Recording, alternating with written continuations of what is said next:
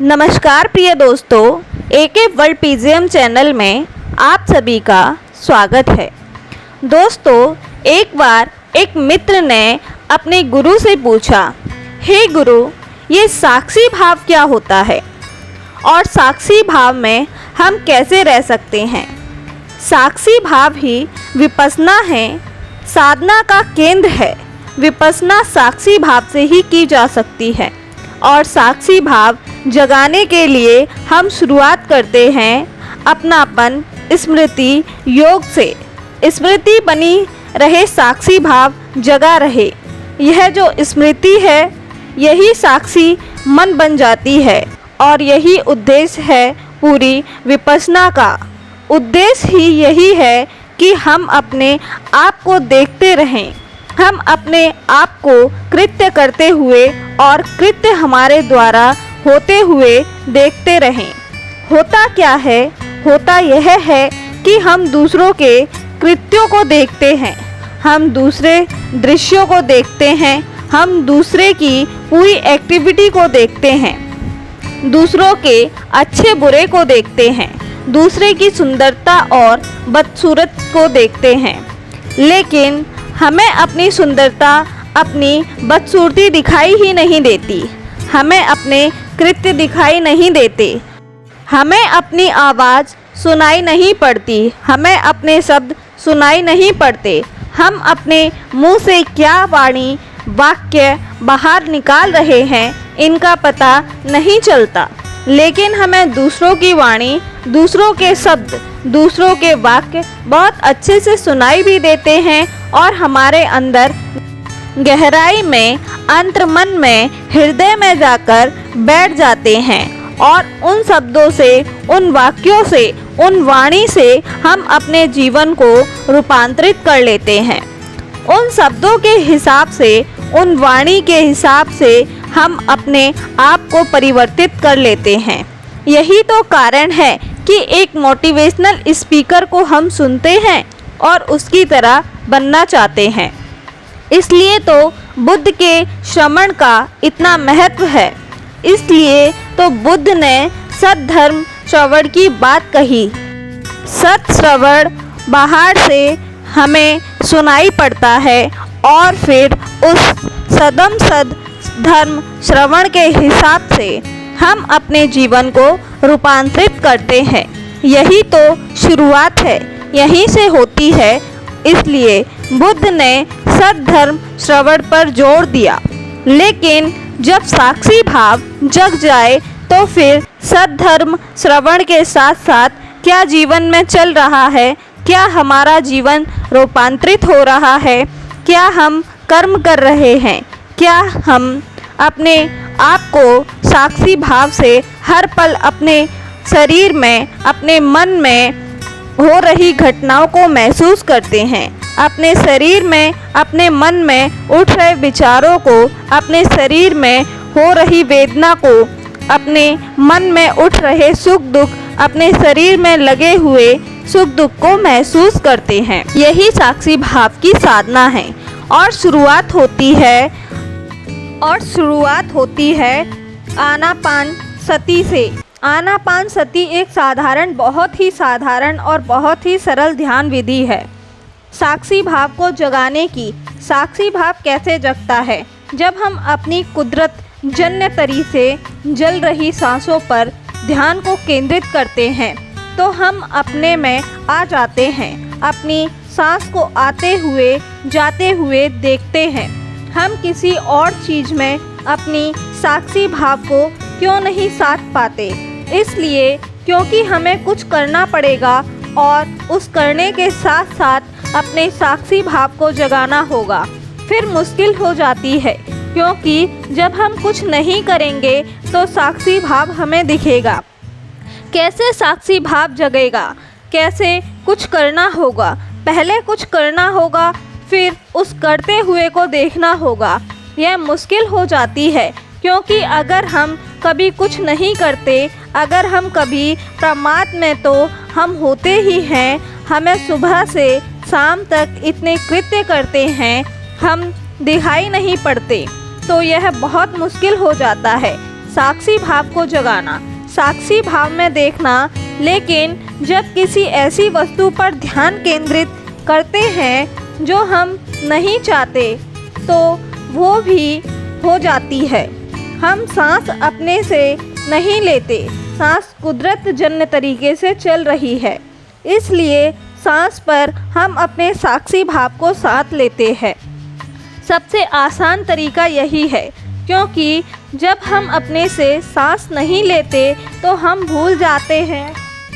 जब पैसे गिन रहे होते हैं तो सांस भूल जाते हैं, और जब सोए हुए होते हैं तो फिर सांस का कोई मतलब नहीं था।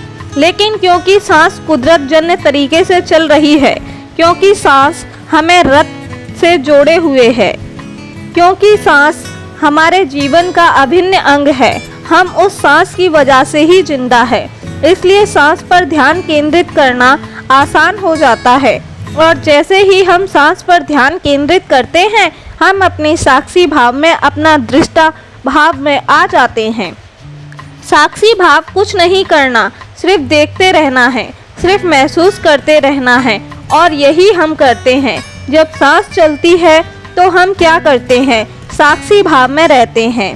सांस छोटी आई, हमने सांस छोटी देखी, सांस लंबी आई, हमने सांस लंबी देखी, छोटी आई बाहर को, तब भी हमने सांस छोटी सांस देखी, और जब सांस लंबी आई तो हमने सांस लंबी देखी। सांस मेरी आँखों को छूते हुए, मेरी नाक के पोरों को छूते हुए, अंदर उसमें मेरे फेफड़ों को ऊपर उठाया, मेरे पेट को ऊपर उठाया, मेरी छाती को ऊपर उठाया, और मैं साक्षी भाव से देख रहा हूँ। मेरे शरीर में कहाँ कहाँ वेदना उठ रही है, कहाँ कहाँ स्पंदन हो रहा है, कहाँ कहाँ तरंग उठ रही है, क्या गति हो रही है। मैं यह शांति भाव से देखता हूँ और अपनी तरफ से कुछ नहीं करता, सिर्फ देखता हूँ।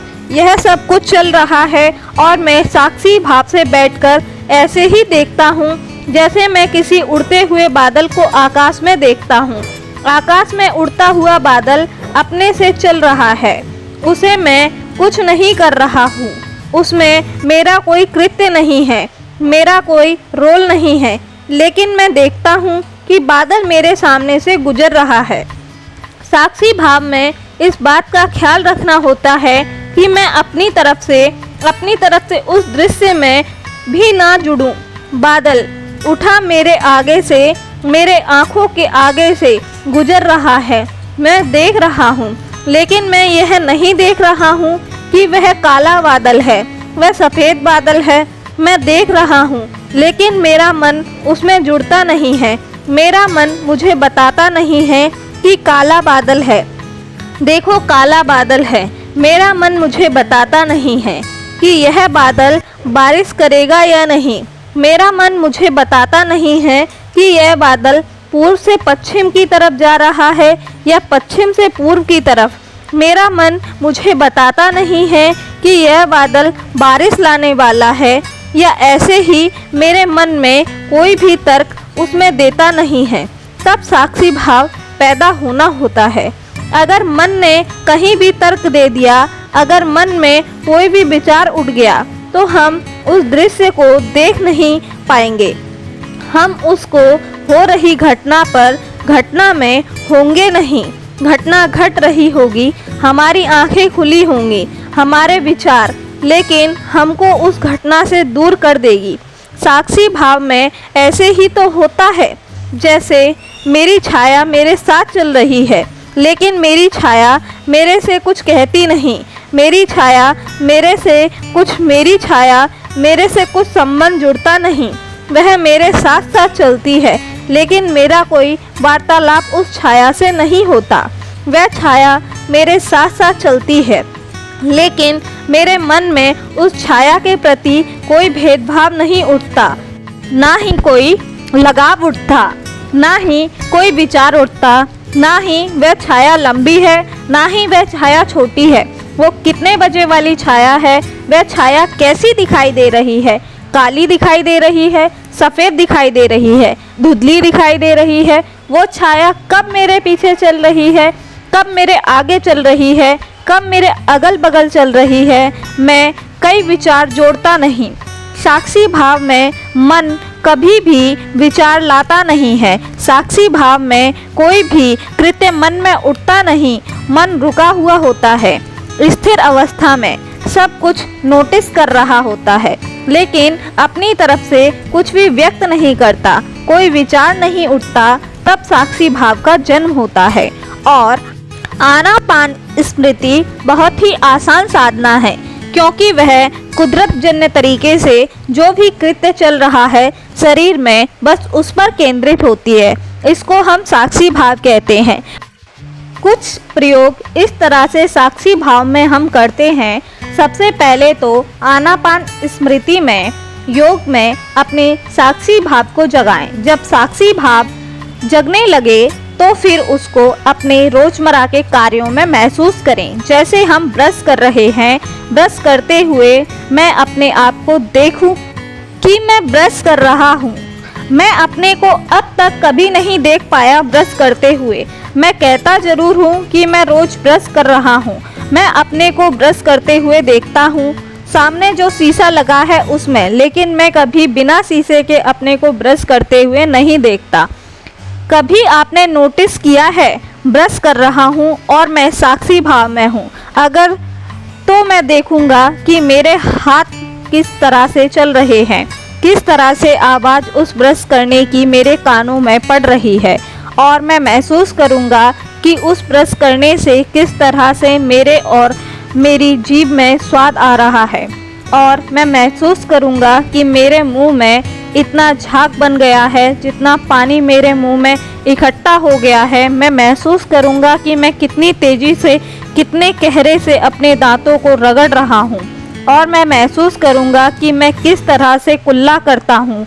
पानी को मुंह में लाने तक मेरा हाथ किस तरह से चल रहा है, और मैं महसूस करूँगा वह पानी मुंह में किस तरह से संवेदनाएं दे रहा है, और मैं महसूस करूँगा कि उस पानी को जब मैं कुल्ला कर बाहर कर रहा हूँ, थूक रहा हूँ, तो किस तरह से महसूस हो रहा है, कौन सी आवाज़ निकल रही है, कितने वे हैं, वे आवाज़ कहाँ से निकल रही है, वेग से वह पानी बह रहा है।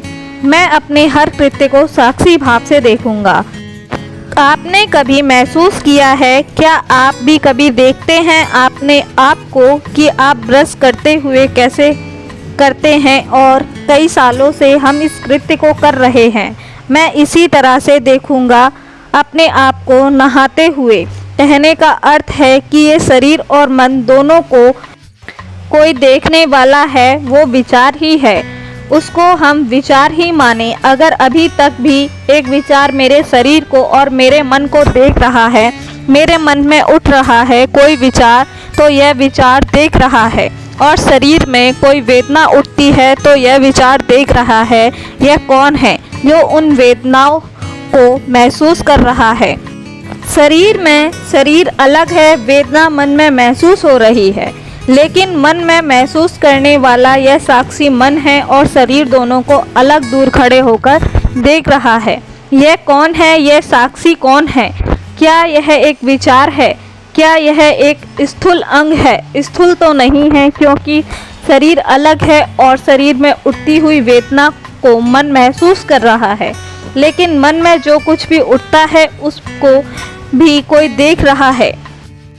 तभी तो कह रहा है कि मेरे मन में यह चल रहा है, शरीर में कोई कंपन नहीं है, शरीर स्थिर है, लेकिन मन में कुछ चल रहा है। कभी किसी की कोई याद आती है, किसी का चित्र आँखों में बनता है, कोई पुरानी घटना याद आती है, कोई नई घटना याद आती है, कोई भविष्य में होगी उसकी कल्पनाएं, यह सब कोई कर रहा है। मन में यह कल्पना उठ रही हैं और उठती हुई उन कल्पनाओं को देख रहा है वह साक्षी मन। और इस साक्षी भाव को साधना के लिए हम अगर छोटे छोटे प्रयोग करें, अगर हम रास्ते पर चलने लगे और देखने लगे अपने आप को कि मैं कैसे चल रहा हूँ, तो बड़ी हैरानी होगी कि आसपास में क्या चल रहा है। उन सब गतिविधियों से ध्यान अपनी तरफ आ जाएगा। अभी हम जब रास्ते पर चलते हैं तो बाहर लोगों को देखते हैं, बाहर वस्तुओं को देखते हैं, और बाहर लोगों को देखते हुए, वस्तुओं को देखते हुए हमें अपना ख्याल कभी आता ही नहीं है। हम अपने से बहुत दूर हो चुके हैं। यह बहुत दूर जाने की प्रक्रिया ही प्रमाद है। यह बहुत दूर जाने की प्रक्रिया ही हम साक्षी भाव में नहीं हैं। हम उस दृश्य में खोने में और व्यक्ति में खोने में सबसे बड़ी जो घटना घटती है वह यह है कि मैं अपने को भूल जाता हूँ।